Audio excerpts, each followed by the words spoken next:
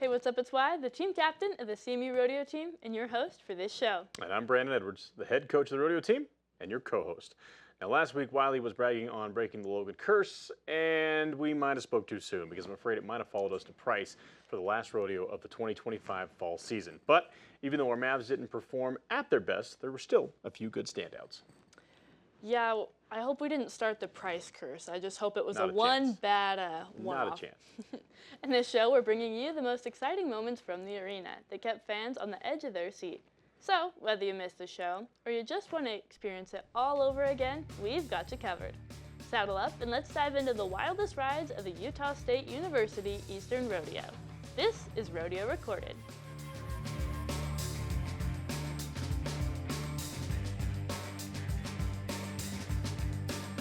Thanks again for joining us. I'm Wiley Mitchell. And I'm Brandon Edwards.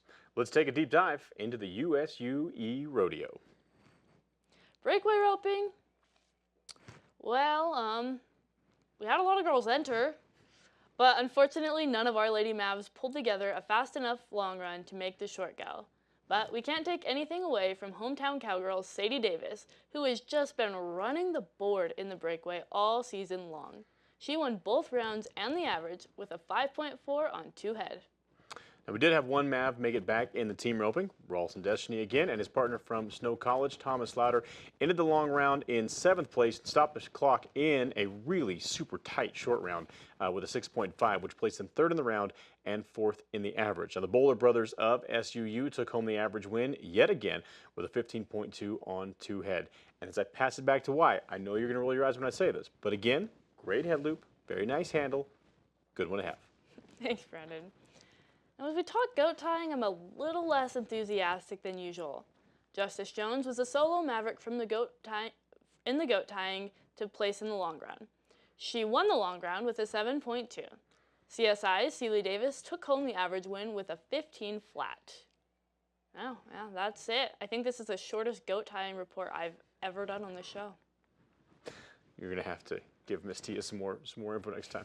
Now, barrel racing was our best event of the weekend as a team. Freshman Mackenzie Crockett placed 6th in the long round with a 17.8, kept it consistent in the short round with a matching time that tied her for 2nd place, finishing the weekend in 3rd in the average. Now, sophomore Jessie Poloni was 9th in the long round with a 17.9, but came back to win the short round with a 17.8, and then taking home the average win was USU's Brecken Smith. Yeah, Price definitely wasn't the Mavs' best performance.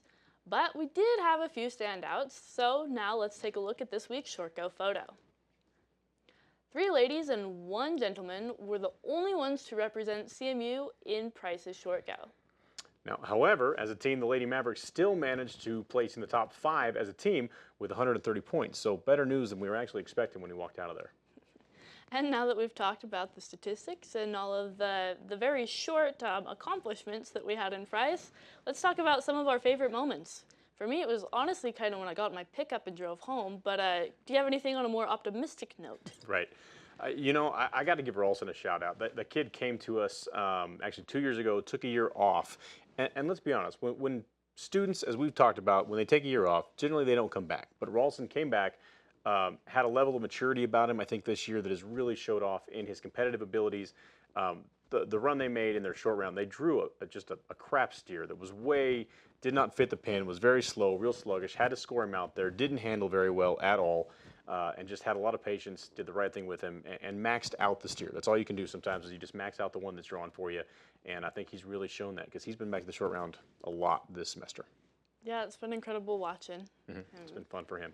Glad he's back. Yeah, me too. And good. I was glad Poloni put 2 runs together. Obviously, she's no stranger to success. She really competes at a high level, and the first 4 rodeos of the season just kind of had little bloopers that just happened over a season, and finally got 2 in a row put together. And I think it's a good start. I agree. I know a lot of the Mavericks didn't have success in this rodeo, but the ones that did, it's always good to start the fall season on that, or end that fall season on a high, and you're ready to ramp up in the spring. Exactly. And for the rest of us who didn't do very well, also excited to start fresh and with a new spring season. Gives you something here in to March. shoot for. Yeah, for sure.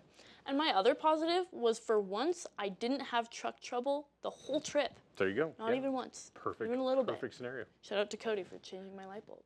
So that's a wrap for this week's show. Thanks for joining us as we relive the highs and the lows. And don't forget to tune in to the next episode for our season finale. I'm your host, Wiley Mitchell. And I'm your co-host, Brandon Edwards. And if you enjoyed watching this week, why stop now? We'll see you on the next episode of Rodeo Recorded.